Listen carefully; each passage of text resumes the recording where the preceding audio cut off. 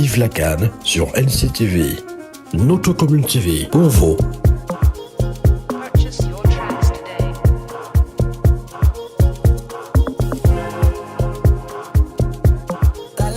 Voilà, nous sommes de retour, mesdames, mesdemoiselles, messieurs. N'hésitez surtout pas à vous abonner sur les différentes plateformes de NC Media, notre commune TV, sur Facebook, sur YouTube. Activez la cloche de notification, voilà, pour ne rien manquer de nos différents contenus, notamment relatifs à la CAN 2025. Ça se joue également sur notre commune TV qui, le temps de cette CAN, voilà, vous permet de découvrir les affiches et de les analyser en compagnie de nos experts. Coach Zidane est toujours là, avec nous. Comment ça va? Content, heureux d'être avec nous? Bah, naturellement, je suis toujours content parce qu'on échange de l'actualité de notre équipe nationale. Vous savez, on tient tous à notre équipe nationale, les Lions indomptables. On est fervents supporters, on est fiers d'apporter notre contribution et surtout de partager, d'apprendre auprès des autres. Dans la fin de cette émission, on va aborder l'actualité relative aux Lions indomptables du Cameroun, mon cher Roméo. Affûtez vos armes et vos balles, vos munitions. Parce que ça va chauffer, ça je le sais déjà. Maintenant, parlons du Nigeria contre cette équipe de Tanzanie. Alors, c'est une affiche inhabituelle, hein, on va dire ça comme ça, des CAN, parce que la Tanzanie n'est pas très régulière en Coupe d'Afrique des Nations. Nigeria, Tanzanie. Voilà les Super Eagles, 21e participation. Les Nigérians qui sont vainqueurs en 80, en 94, en 2013, donc 3 Coupes d'Afrique des Nations remportées par le Nigeria. Le Nigeria, finaliste malheureux en 84, 88, 90, 2000, 2024. Le Cameroun était passé par là, voilà, il faut le dire. La Tanzanie, les Taifa Stars, comme on les surnomme, 112e au classement FIFA, la Tanzanie. C'est une quatrième participation, voilà, à la CAN, avec notamment la CAN 80, la CAN 2019, la CAN 2023. La Tanzanie est toujours sortie dans les phases de groupe, jamais de second tour. La Tanzanie aura donc à cœur, pourquoi pas de se qualifier pour une première fois pour les huitièmes de finale. La Tanzanie quand même, il faut peut-être s'en méfier, quatrième du, enfin pas forcément, quatrième du groupe F en 2023, derrière le Maroc, derrière la RDC, derrière la Zambie. Voilà, deuxième de son groupe lors des qualifs pour la CAN, derrière quand même la RDC. Bon, c'est peut-être un indicateur de ce que le Nigeria peut aussi un tout petit peu se méfier de cette équipe-là, qui a un bon championnat. On va en reparler. Alors, coach, je commence par vous. Vous avez fait le tour des pays africains et des pays d'Asie, etc., pour justement des raisons professionnelles, pour des compétitions de football. Est-ce que la Tanzanie, est-ce que le Nigeria doit se méfier de la Tanzanie? Je pense que, au vu des dernières prestations des deux équipes, le Nigeria n'est pas très bien ces derniers temps. La Tanzanie, s'ils ont un staff, eh bien, s'ils sont solidaires, ils peuvent profiter de ces moments. Parce que, vous savez, je vais toujours sur les derniers événements, c'est-à-dire la qualification pour le mondial. C'est vrai que c'était difficile parce qu'après, il fallait prendre les meilleurs des poules et ça a été compliqué. Mais le Nigeria reste encore sur le plan individuel comparé à la Tanzanie, une grande nation. Je pense que l'électrochoc peut se faire au niveau des Tanzaniens qui, leur championnat est déjà en train de grimper petit à petit parce que le championnat tanzanien monte. Hein. 6e au classement de la CAF. C'est ce que je suis en train de dire. Ils sont dans le top 20, ça monte. Donc, l'instant d'une compétition, ils peuvent créer la surprise. Mais après, le Nigeria reste encore le grand favori face à une équipe comme la Tanzanie.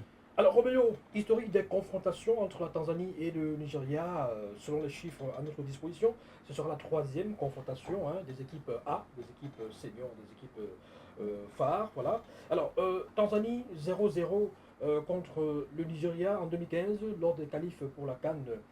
Voilà, Nigeria 1, Tanzanie 0 en 2016 lors des qualifs de la CAN, ce sera dans la 3e confrontation. Ces équipes ne se croisent pas régulièrement.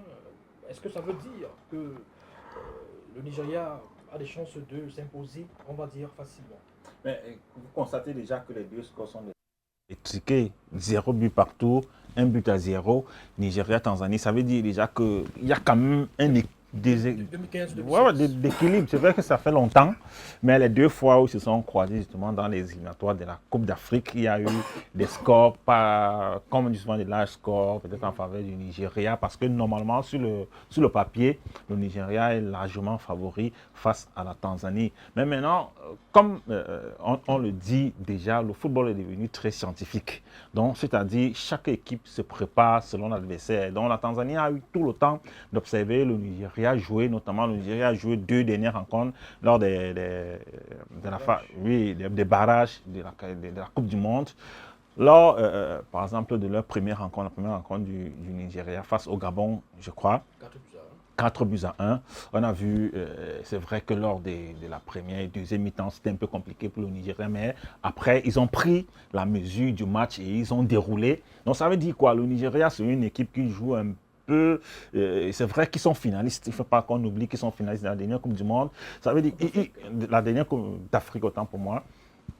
Quand le Nigeria joue, parfois, ce sont des surprises. Le moment où on l'attend le plus que le Nigeria doit briller, ils doivent remporter des rencontres. Ils ne sont pas à la hauteur des attentes. Mais ce moment où on ne les attend pas parfois, ces derniers temps-ci, qui brillent. Mais sur cette rencontre-là, je pense que le Nigeria reste néanmoins favori pour cette confrontation. Il est bien vrai que les Tanzaniens sont un peu comme le Comore lors du match d'ouverture. Il va falloir peut-être s'accrocher et utiliser ce système-là de bloc bas pour essayer de contre-attaquer face au Nigeria. Parce que c'est que sur les poulains d'Eric Chel vont tenir le ballon. Ils ont cette capacité. Là, ils ont des très bons joueurs qui peuvent facilement tenir le ballon pendant les 90 minutes et pourquoi pas inscrire autant de buts. Donc, je pense que les Tanzaniens auront fort à faire face à cette équipe du Nigeria. Je m'attends peut-être à un score lourd, sauf si le Nigeria vient encore faire, peut-être prendre de haut l'adversaire dans cette rencontre. D'accord. Alors, intéressons-nous justement aux dernières performances de ces deux équipes sur leurs 5 dernières rencontres. Mon cher coach, avec votre œil d'expert, vous allez essayer de décrypter et de vous projeter peut-être pour l'issue de ce match. Alors, le Nigeria, sur les 5 dernières rencontres, c'est 3 victoires sur 5, 5 buts encaissés, 12 buts marqués, notamment contre l'Égypte. Parce qu'il faut dire qu'il y a eu un match de préparation contre l'Égypte il y a quelques jours, c'était le 16 décembre. Voilà, sans Mohamed Salah, c'est vrai. 2 buts à 1 pour l'Égypte contre le Nigeria, c'est 1 but partout contre la RDC. Éliminé au tir au but, c'était lors des barrages. Vous nous dites souvent, cher coach, que 1 but partout, penalty, ça compte pas comme victoire ou défaite, c'est match nul, c'est ça? C'est comptabilisé comme des matchs nuls. Bon, en fait, ça veut dire quoi? Quand par exemple, vous faites un match et que vous sortez 0-0, après, vous pouvez le gagner sur les tirs au but, mais les gens se focalisent plus sur ce que vous avez fait en 90 minutes. D'accord. Vous voyez, c'est un peu dans ce sens-là.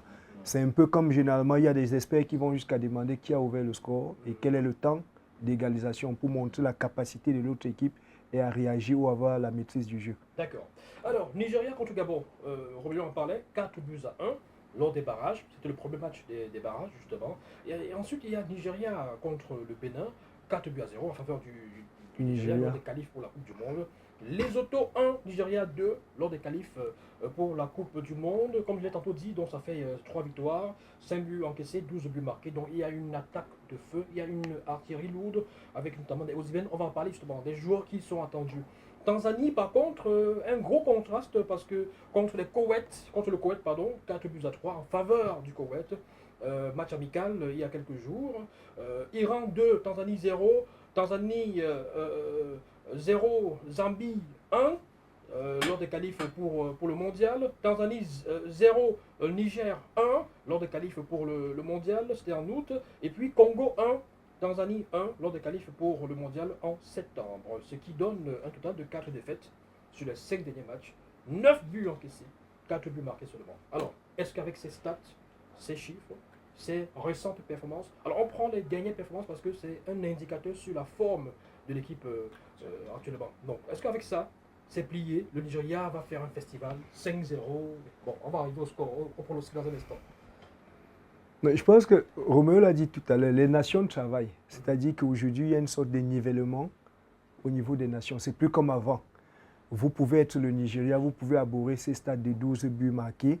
lors des séances et vous fait prendre par un non-name. Tous les matchs doivent se mériter et tous les matchs se jouent sur le match et non sur les stades des derniers matchs. Je le disais tout à l'heure, les grands champions. Ancelotti, c'est le seul entraîneur qui a remporté 7 Champions League. On n'en parle pas assez. 2 en tant que joueur à Milan et 5 en différents clubs. C'est des gens, une fois que le match est passé, on n'en parle plus. C'est devant. C'est-à-dire dans leur vestiaire. Et c'est ça que des gens comme Zidane, des grands champions, ont adopté. Mais nous, on reste un peu sur les stats et on peut se faire prendre à cause des stats. Les joueurs qui ont joué ces matchs dont on fait les stats parfois ne font plus partie du même effectif. C'est pratiquement le même parce que c'est les 5 derniers matchs. Non, je veux dire dans la généralité, pas forcément cela. Vous voyez ce que je veux dire. Vous pouvez avoir dans une CAN des gens qui arrivent avec de la faim, ils ont envie de gagner. Et vous avez des gens dans l'équipe qui viennent traîner le groupe en arrière parce qu'ils ont déjà gagné ou ils ont des problèmes. C'est pour ça que moi, je pense que ces stats sont des indicateurs, mais pas des indicateurs scientifiques.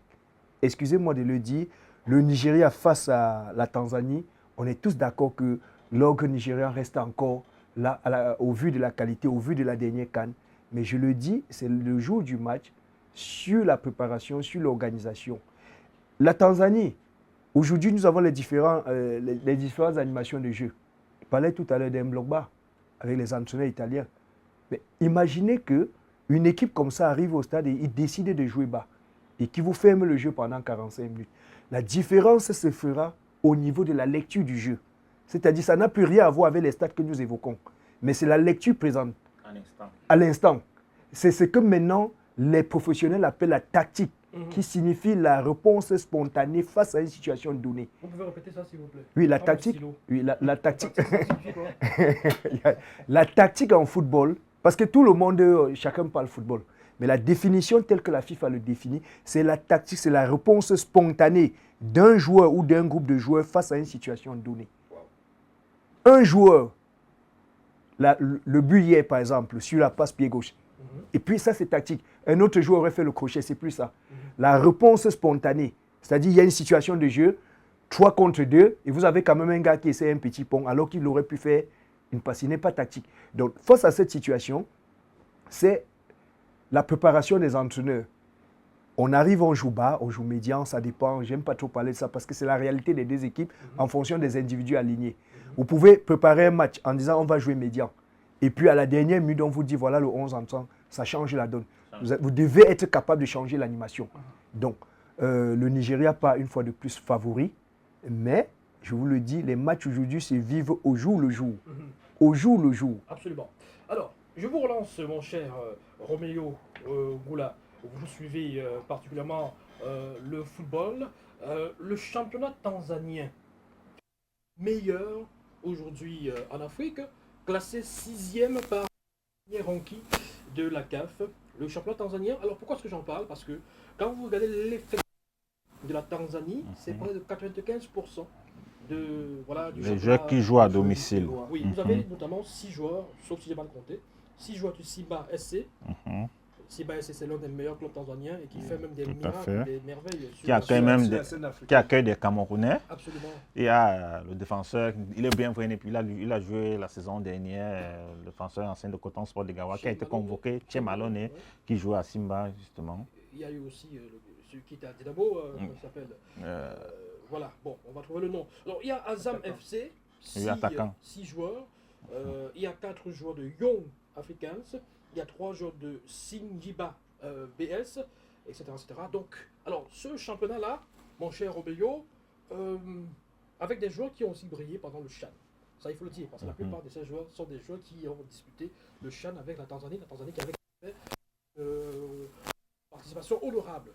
Est-ce que ça démontre la puissance, la force du championnat local tanzanien qui peut tenir tête au grand stade du Nigeria dont on va parler dans un instant? Déjà, il faut noter que le football au niveau local a un grand rôle à jouer au sein de nos équipes nationales. Et le travail que la Tanzanie est en train d'abattre en ce moment, peut-être, ça ne peut pas payer au jour d'aujourd'hui, ça ne va pas payer là, mais à la longue, ça sera un travail qui va énormément impacter sur l'équipe nationale de la Tanzanie. Aujourd'hui, on est en train d'apprécier le football marocain. On est en train d'apprécier tout ce que le Maroc est en train de faire. Mais le Maroc a travaillé ce qu'on est en train de voir là pendant plus de 10 ans. Donc, ce sont les résultats dont ils sont en train de récolter les fruits du travail qu'ils ont mis sur pied pendant très longtemps. Je pense que ça sera pareil pour la Tanzanie. Tout commence par le football local. Aujourd'hui, ils sont en train de travailler un championnat. On le voit déjà dans leur équipe nationale. Il y a la majorité des joueurs sortent de leur championnat.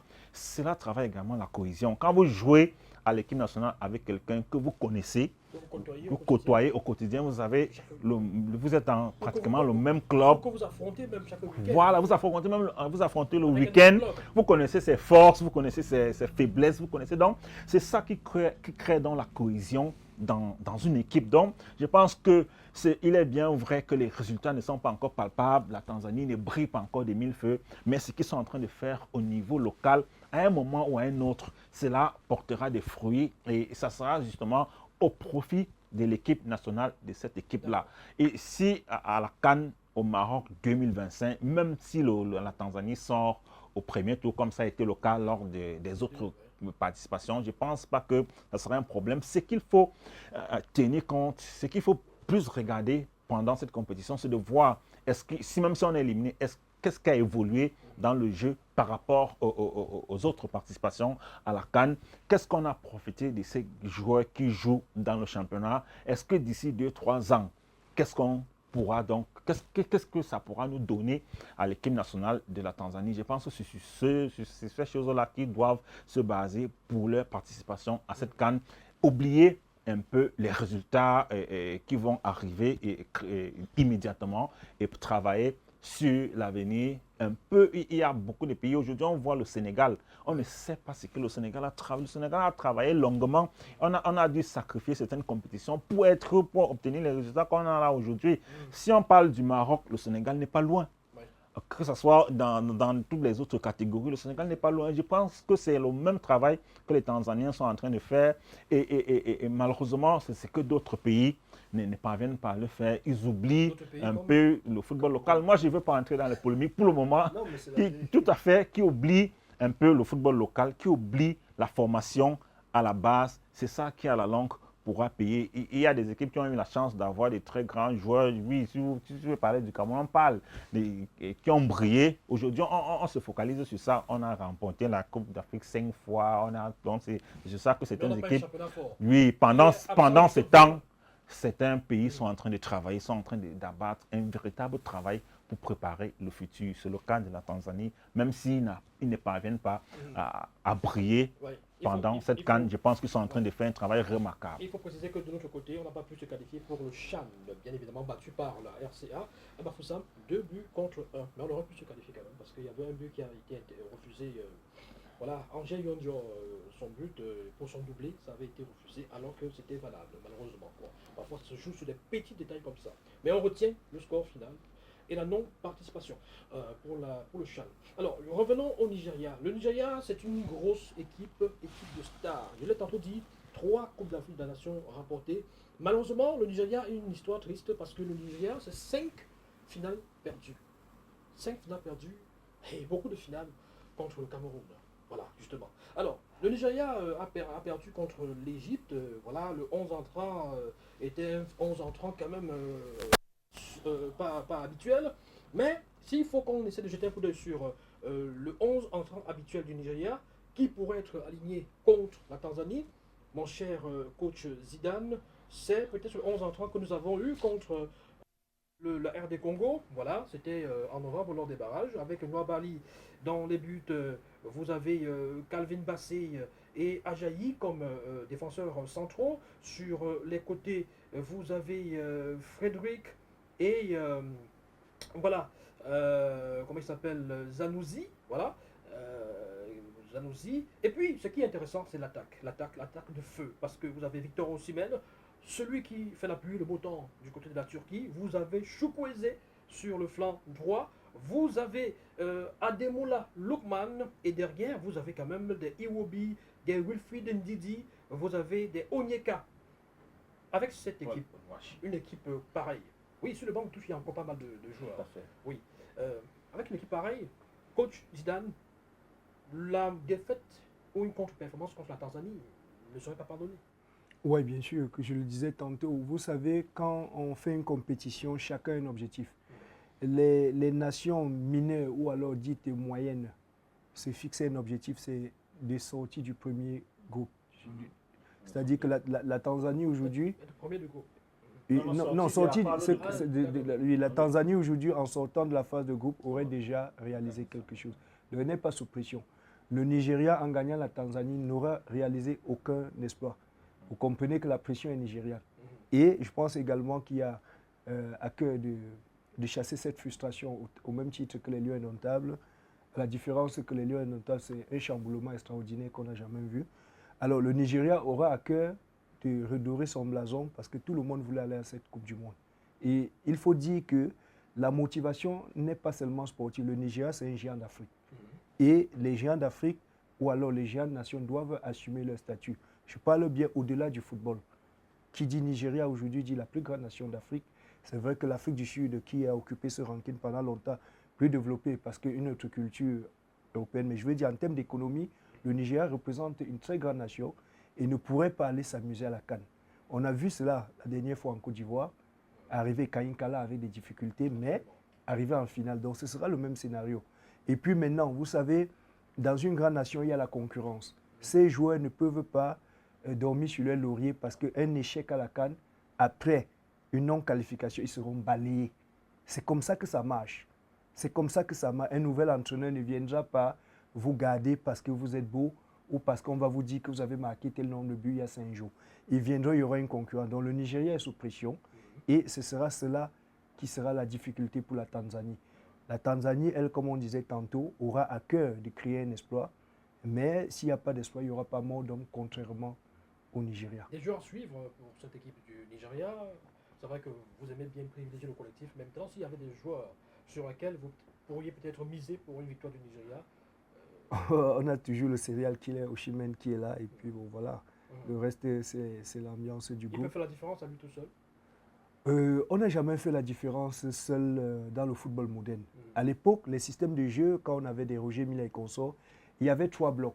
Le bloc défense qui se contentait de défendre et d'envoyer pour les attaquants qui se contentaient de dribbler et faire la différence. Aujourd'hui, les victoires viennent du bloc équipe. Voilà. Mais à la limite, vous avez toujours des joueurs expérimentés qui peuvent exploiter la cohésion du groupe. Donc pour moi, Osimhen reste encore l'homme fort du Nigeria. D'accord. On sort avec les pronostics. Vous gardez la parole, coach. Nigeria, Tanzanie, score. J'ai jamais su jouer au jeu des pronostics. Non, ça, hein. pas du jeu de hasard. Ça, je parle du jeu de hasard. Encore que ce n'est pas interdit si OneXBet et consorts. Non, pas dans ce sens. Non, je vous comprends. Je dis que ce n'est pas interdit que OneXBet vienne, pourquoi pas, sponsoriser ce et pourquoi pas créer un espace consacré, notamment au pari, au pronostic de nos followers. Oui. Bon, je vais m'y essayer. J'irai à 3-1 pour le Nigeria. 3-1 pour le Nigeria. Même si ce n'est pas trop mon truc, les pronostics. Roméo.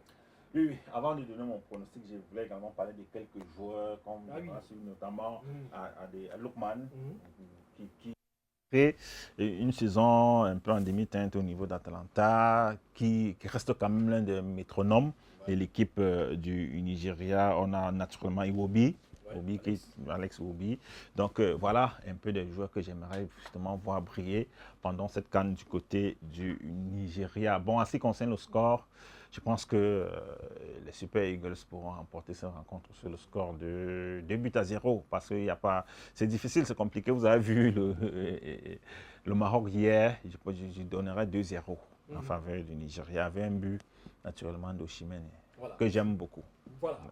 Je rappelle que Nigeria-Tanzanie, c'est ce mardi 23 décembre en soirée, donc 19h-20h. Vous pourrez suivre ce match sur vos chaînes préférées. Allez, on va sans plus tarder s'intéresser, mesdames, mesdemoiselles, messieurs, on va sortir de cette affiche pour entrer dans la tanière des Lions indomptables du Cameroun. On va faire quoi 5-10 minutes rapidement, voilà, on va pas durer, parce qu'il n'y a pas grand chose à se dire. Là-bas, ah bon? Juste survoler. Oui, il n'y a pas grand-chose à dire. Il n'y a rien à dire. On donne juste l'actualité de la tanière. Ok. Bon, en tout cas, sauf si vous avez d'autres objectifs et d'autres idées. On va respirer en quelques secondes. ça ne dure pas longtemps, 5-10 secondes, on revient. Le temps de prendre peut-être une gorgée d'eau, c'est important. On revient dans quelques instants. Vive la CAN sur NCTV, notre commune TV pour vous.